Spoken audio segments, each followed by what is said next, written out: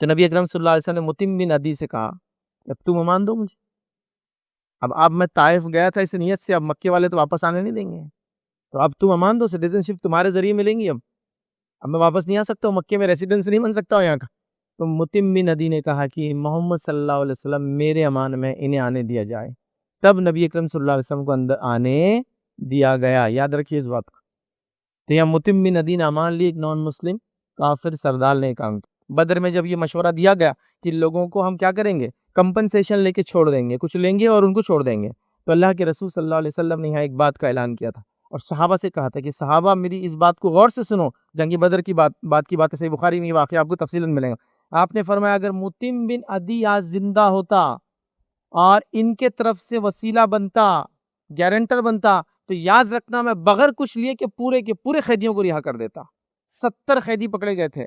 تو آپ کیا فرما رہے ہیں، اگر متم بن عدی زندہ ہوتا، ویسے ایک آدمی ایک کی امان لے سکتا ہے، وہ کیا کرے، زندہ ہوتا، اور اگر مجھ سے ان کا وسیلہ بنتا، آ کر کہتا کہ محمد ان کو رہا کر دو، تو میں پوروں کو رہا کر دیتا بغیر کچھ کمپنسیشن لیے. تو اللہ کے رسول صلی اللہ علیہ وسلم ایک مقام بتا رہے کہ متم بن عدی کا کیا مقام تھا آپ کی نظروں میں.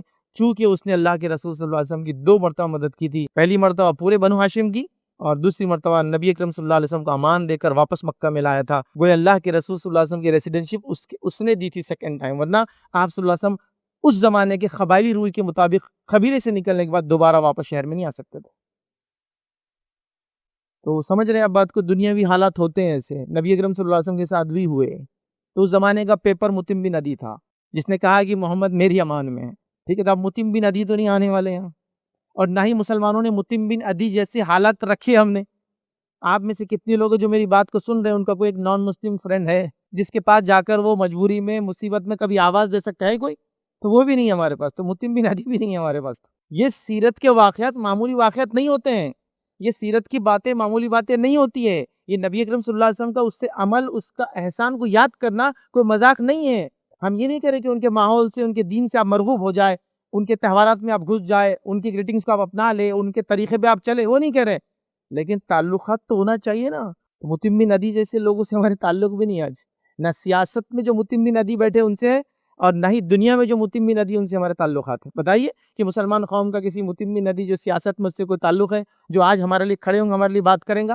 بتائیے، نہیں آپ کے پاس. تو ہم نے کیا کیا معلوم، اپنے آپ کو دنیا سے ایسا کاٹا. حالانکہ دنیا کے بارے میں یہی کہا جاتا ہے کہ دنیا کھیتی آخرت کی ہے. تو دنیا میں جیوں گے تو آخرت بناؤں گے نا.